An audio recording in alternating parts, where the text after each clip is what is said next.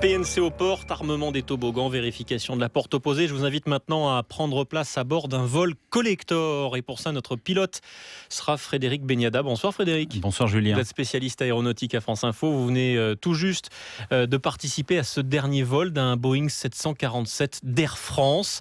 La compagnie décide de remiser les fameux jumbo jets du constructeur américain. Et en guise d'adieu au 747, Air France a affrété deux vols spéciaux pour un tour de l'Hexagone, et vous étiez dans l'un d'entre eux. Alors avant de nous raconter ce vol, dites-nous d'abord, qu'est-ce que ça a de particulier cet avion, le 747 ? Le 747, c'est d'abord l'avion qui a clairement démocratisé le transport aérien au milieu des années 70. C'est à partir de cette époque qu'on a commencé à parler de charter, de transport de masse. Il faut imaginer qu'on passait du Boeing 707 avec 170 passagers à bord à plus de 350 sur le 747. Donc on a doublé la capacité. Moi, j'ai l'habitude de dire qu'il n'y a pas énormément d'avions commerciaux que le passager lambda est capable aujourd'hui de reconnaître dans un aéroport parmi d'autres.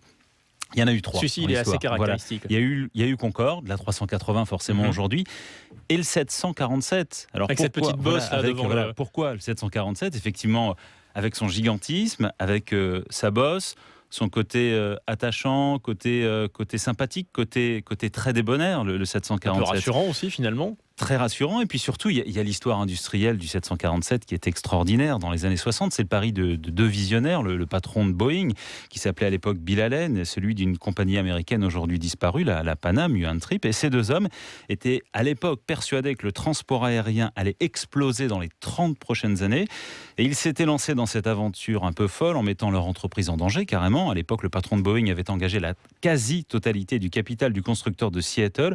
Quant au patron de la Pan Am, il avait payé les avions avant même qu'il ne soit construit, et ça aujourd'hui c'est totalement inimaginable. C'est un pari totalement fou finalement. Et pourquoi Air France le délaisse ? Pour une question de coût, de maintenance, alors que ces avions sont rentabilisés depuis bien longtemps, mais comme ils vieillissent forcément, il y a plus d'entretien, plus d'immobilisation. Il en restait 3 au sein de la flotte d'Air France. Ce n'est pas beaucoup, 3, et pour 3 avions, Air France a préféré les arrêter. On a dit qu'on arrête l'exploitation des 747, mais c'est pas la fin du 747 dans le monde. KLM va les conserver, comme British Airways, et une autre compagnie française également, Corsair, dont on a beaucoup parlé à l'époque du charter. Donc c'est terminé pour ce qui concerne Air France. 2 derniers vols, on le disait, affrétés, qui ont suscité un engouement inattendu. Oui, je vais d'abord vous donner un chiffre pour ces 2 vols. Normalement, il n'y en avait qu'un. Donc 2 vols hommage finalement. Même si la somme était modeste, les gens ont dû payer environ 220 € pour un Tour de France de 2h40. La compagnie a reçu 30 000 demandes de billets d'avion. Alors pourquoi ? Le 747 qu'on avait un petit peu délaissé quand le 380 est apparu, le 747, il a marqué plusieurs générations. Il a volé au sein de la flotte d'Air France pendant 45 ans. 45 ans, c'est plus de la moitié de l'histoire de la compagnie, qui a 82 ans. Il y a près de 250 millions de passagers qui ont volé sur des 747 ça donne d'Air un peu France. le tournis.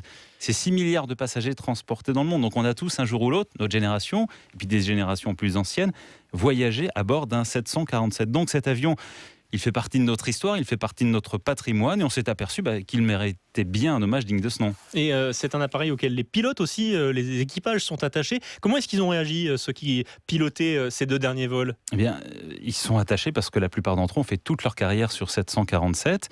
Le 747, pour eux, c'était un rêve d'enfant, et ils l'ont piloté à l'image de Jacques Brett. Il a aujourd'hui 61 ans. Il est chef de secteur 747 à Air France.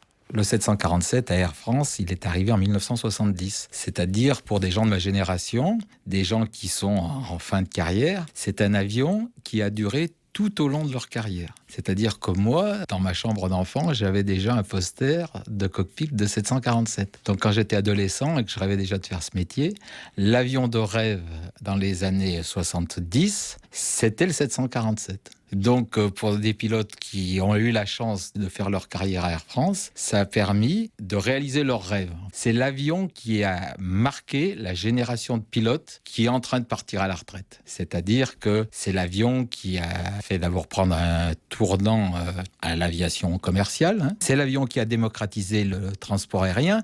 Quand on discute avec nos clients actuels, ils sont nombreux à nous dire que leur premier vol d'enfant, c'était sur 747. Donc émotion forcément du côté des pilotes, des mécanos aussi, et des personnels navigants commerciaux, les hôtesses et les stewards. Pourquoi ? Parce que l'avion a aussi transformé leur métier avec cette notion de chef de cabine principal. À l'époque, dans les 707, dans les avions plus petits, ils étaient 3-4. Aujourd'hui, ils sont une vingtaine. Donc il faut le chef de cabine principal. Donc le métier des hôtesses et stewards s'est complètement transformé. Donc aujourd'hui, forcément, à bord de ces deux vols, on a entendu des larmes et de la joie. Merci beaucoup Frédéric Beniada, spécialiste aéronautique à France Info pour ce vol. Finalement, on y a participé un peu par procuration grâce à vous. Dernier vol d'un 747 d'Air France. Je rappelle aussi que vous êtes auteur du livre Boeing 747 aux éditions du Chêne.